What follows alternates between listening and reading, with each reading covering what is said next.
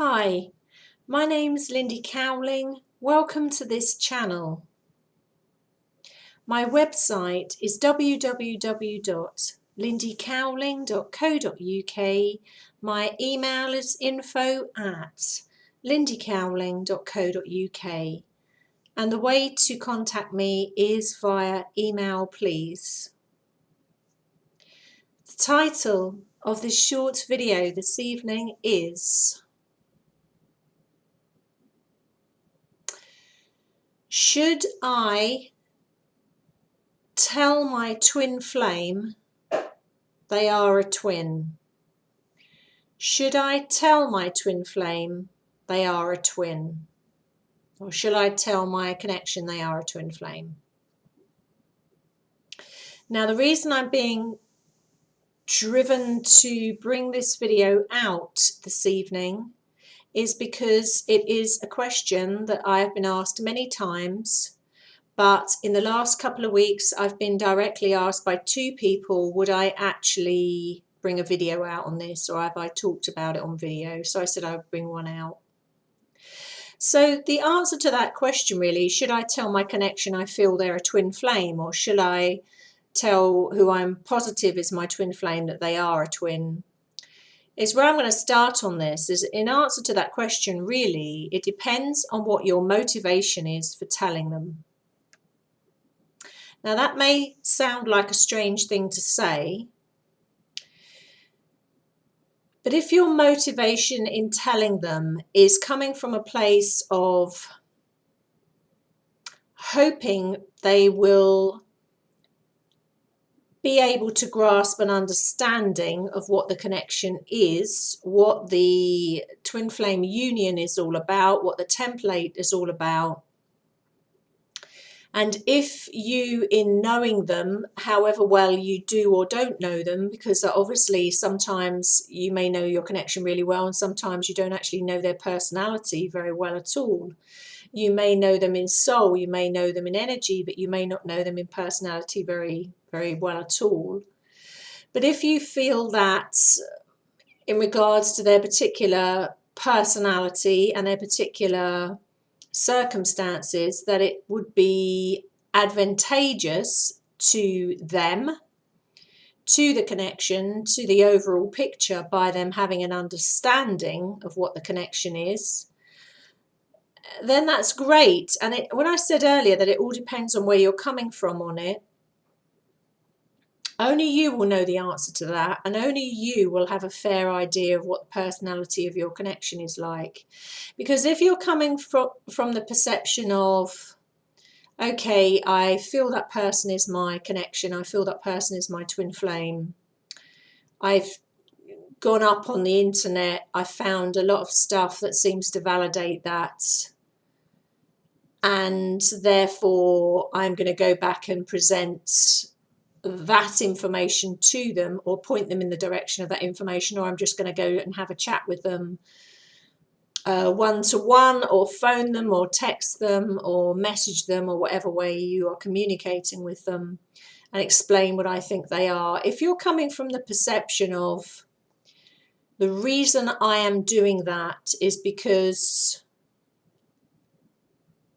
I expect some kind of outcome to that, some kind of response to that. In other words, if your perception is, once my connection or once my twin realizes, they are going to drop everything and run to me and be with me because they are my twin flame, they are going to read the information that I point them towards on the internet or in books or whatever form, and then that is going to make them realize what they are and come to me. If you're coming from that kind of perception, almost like, in a way, not meaning to, and it can even be done very lovingly and not intentionally, not in a manipulative way, but if you're doing that in order to get a response from them, what you're likely to find is that backfires and they run for the hills. And I hear that story time and time again, where one of the connection, the female or the male, researches what they think they are, what they feel they are, presents the information to the other one, or tells them this is what you are, and has a conversation about it, or communicates it in some way, and then their connection. If it is a twin flame, they might even present this information when they feel it's a twin flame and it's not a twin flame. But either way, very commonly, the person they present it to will run for the hills. Now, the reason they will run for the hills is because in presenting that information, not only is there the expectation of a response to that, so you're expecting the other person to respond to that, but if you present them with the information that goes with the true reality of what twin flame union is and the template and all that goes with it, the reason why a lot of people run for the hills in the first knee-jerk reaction is because there is an awful lot of responsibility that goes with that connection. There's an awful lot of work that goes with that connection, inner work and outer work. And there is an awful lot of change, inner change and outer change that goes with that connection, inevitably that goes with that connection for the nature of what it is. And once somebody sees that, the majority of people, not everyone, but I would say 2/3 of people run for the hills because they think, hang on a minute, this is too scary, too much work. It means I've got to put some effort in. There's responsibility to go for this. One of the most common reactions is, I didn't ask for this. I didn't ask for this connection, which of course is incorrect, because they did ask for it and they did ask for the connection. That's why they've got it. On a soul level, on a spiritual level, they were crying out for a connection that acts as a powerful catalyst on their own spiritual growth, on their own soul expansion. No one gets these connections by accident. It's part and parcel of who they are, and it's all in a way pre-planned and predestined before they arrive. But the first reaction, the most common reaction people give is, I didn't ask for this, and it's much easier, they think, to stay with a more linear connection or a more linear perspective where that kind of effort is not required, that kind of responsibility is not required, that kind of change is not required, the consequences of change is not required or are not required. And that's what I mean when I say they run for the hills. They will feel the weight of responsibility of the potential of what they are. And I have to word it as potential because there will be a vast number in that category that they believe they think they know what they are, but they've got their wires crossed and they are variations on a theme. It doesn't matter that they're variations on a theme, because those variations, there are only subtle differences, but there are differences. So they may have connected with soul family, they may have connected with a catalyst, they may have connected with someone that's awakening their heart, they may have connected with a soulmate, they may have connected with a spiritual connection, a sacred connection. It could be a genuine twin flame union. It could be let's call it the newer form of spiritual connections. They may have connected with old energy, new energy, all the variations across the board, multiple variations across the board. And they may just chuck that all in one basket in their perception as that's a twin flame, because they recognise some aspects of it. So a big chunk of people will be incorrect in that expectation anyway. But for purposes of this video, I'm not really going to get into that. The question is, if somebody feels, suspects, or absolutely knows within their heart and soul, this connection is what I feel it is. It is another aspect of my soul in another body.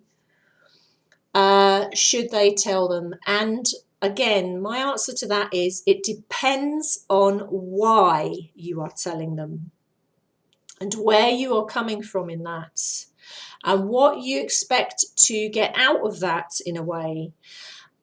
Is the person you're telling, do they have the capability to be balanced about that information, or are they likely to panic? Are you expecting by telling them that they will automatically drop what they're doing, where they are, jump country, jump marriage, jump personal situation, jump jobs, jump sexuality, jump all their belief systems, and then come to you because you presented that? Or are you presenting it to them with no expectations attached, just because you want them to have some kind of understanding of what you feel is going on? Are you coming from a neutral position on it? Or is there some kind of agenda, your agenda, attached to it? And of course, that is everything, because if the connection is what you suspect it is, a spiritual connection, a catalyst connection, a soul connection, a twin flame connection, a sacred connection, any of those things, all of those things, one of those things, because of the nature of the connection, they will know where you're coming from on it, even before you do. More than telepathy, they will have an instinct, and it will be a knee-jerk reaction. If they feel for 1 second that you are attempting to assert any kind of control or manipulation over that, again, they will run for the hills. You cannot hide anything from a connection at that level, because they know, you know, and they know. And so it's all about, again, your motive for letting them know. You will know if it's the right time, the right place, the right circumstances. It may be you can broach the subject later on. You know the person in a way better than anyone. And it would be fair to say it's a risk you take, because many of them that bolt for the hills don't come back again. They don't bolt temporarily. They bolt for the hills because straight away they just say that's too much work, too much responsibility, it's too complicated, that connection is too high maintenance. I'm going to go for the safe bets. I'm going to go for this. And of course, then you could say to me, why does that happen? Were they not ready? Nobody activates in that way when they're not ready. They activate in that way because they are ready, but they're ready in their soul and spirit. Their personality, their head, their mind may not like the idea of it at all. They may panic at the idea of change. They may be triggered to within an inch of their life by the prospect of everything it brings up for them. And again, they'll run for the hills.